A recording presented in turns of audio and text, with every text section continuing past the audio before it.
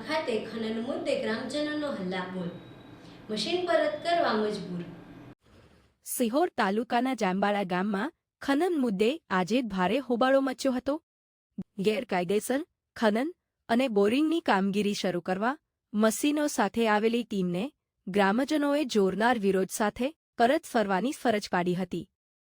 રેવગણા road પર આવેલા ગંગાબાના ગાળા વિસ્તારમાં અગાઉથી જ ગેરકાયદેસર ખનન થતું હોવાના આક્ષેપો વચ્ચે આજે ફરી કામગીરી શરૂ કરવાનો પ્રયાસ થતાં ગામમાં રોષની લાગણી ફેલાઈ હતી।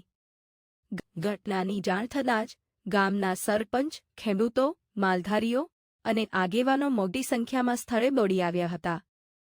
ગ્રામજનોએ સ્પષ્ટ શબ્દોમાં જણાવ્યું હતું કે ગામની ગૌચર અને ખેતીલાયક જમીન સાથે કોઈપણ પ્રકારનો છેડા સહન કરવામાં આવશે નહીં અને કોઈપણ ભોગે અહીં ખનન થવા દેવામાં આવશે નહીં। ભારે વિરોધ અને હોબાળા વચ્ચે મશીનો સાથે આવેલી ટીમને કામગીરી બંધ કરીને પરત ફરવું પડ્યું હતું।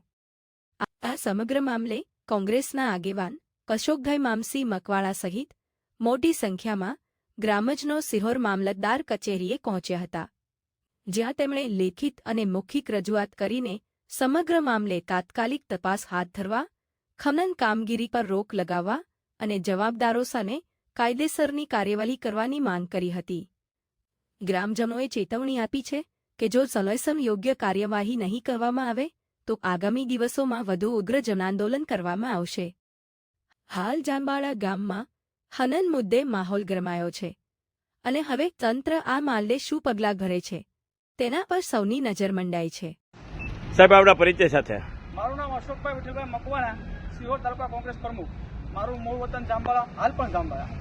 અમારા ગામની અંદર જે ભડિયાનો પ્લાન્ટ સરકાર દ્વારા બેહારવામાં આવી રહ્યો છે એના અનુસંધાને અમે 10 દિવસ પહેલા 10 દિવસની આસપાસ અમે આવેદનપત્ર આપેલું, એટલા માટે કે જો ત્યાં ભડિયાનો પ્લાન્ટ બને તો અમારા ખેડૂત ભાઈઓ, અમારા માલધારી સમાજ આ બંને અને ત્યાં રહેતા રહેણાંકી વિસ્તારમાં પણ બહુ મોટા ઝટકા આવી રહ્યા છે, તો આ તમામ લોકોને ખૂબ અગવડતા પડી રહી છે। એના અનુસંધાને અમે આવેદનપત્ર આપ્યું હતું, પરંતુ આવેદનપત્રને ગણકાર્યા વગર આજે ફરી પાછા કંપનીવાળા જે કામ કરવા આવ્યા હતા એને ગામ અમારું એકત્રિત થઈ અમારા સરપંચ સહિતના લોકો ત્યાં જઈ અને કામ કરવા દીધી હતી। જેના અનુસંધાને આજે સર્કલ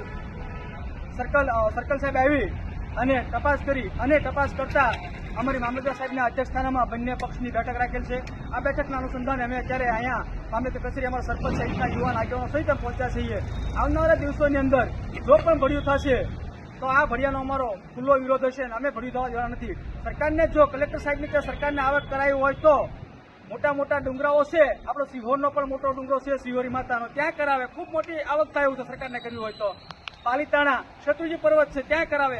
અમારા ગામડા નાના જ્યાં ખેડૂત નભી રહ્યા છે, જ્યાં માલધારી સમાજ નભી રહ્યા છે એને ટાર્ગેટ શા માટે? એની સામે અમારો વિરોધ છે। વંદે માતરમ, ભારત માતા કી જય, જય જય ગિરધર।